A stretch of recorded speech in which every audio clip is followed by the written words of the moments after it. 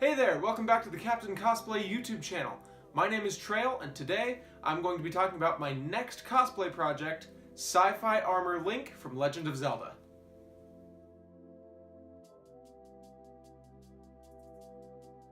I'm getting ready to start a new cosplay project.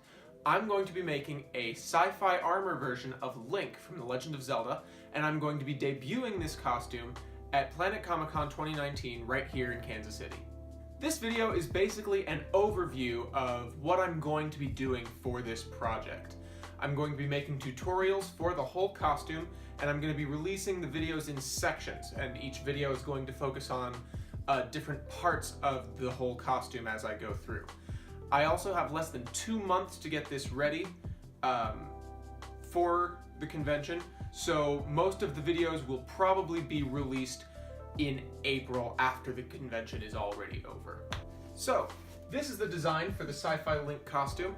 This concept was partially inspired by Corridor Digital's Urban Zelda video, and as soon as I created this design, I knew I had to build it as soon as possible. All of the armor pieces are going to be made out of EVA foam, obviously, and I'm going to be sewing my own bodysuit out of a really cool fabric that I found that's going to give the whole costume a more professional and well-constructed look to it. The biggest challenge of this whole build is going to be the sword and shield, as I want both of these pieces to light up. I wanted to stick with the classic sword and shield, but I wanted them to be more futuristic and holographic looking. My original plan was to do LED edge lighting for both of these props, but my new plan, for the sword at least, is to create my own acrylic blade that could be inserted into a lightsaber hilt, much like a Ripper blade if you're familiar with that concept. This way I don't have to worry about all of the wiring and electronics that I would have to do otherwise. However, I will still have to worry about that with the shield. My plan right now is to have LED strips that go around the edge of the whole shield and light it from the outside in. I'm also going to be trying 2 different designs with the shield, one where the lines that you can see are the ones that are reflective and catching the light, and another one where it's reversed and the negative space is the part that glows. Once again, all of this has to be done by March 29th, I believe, and I am filming this on February the 15th.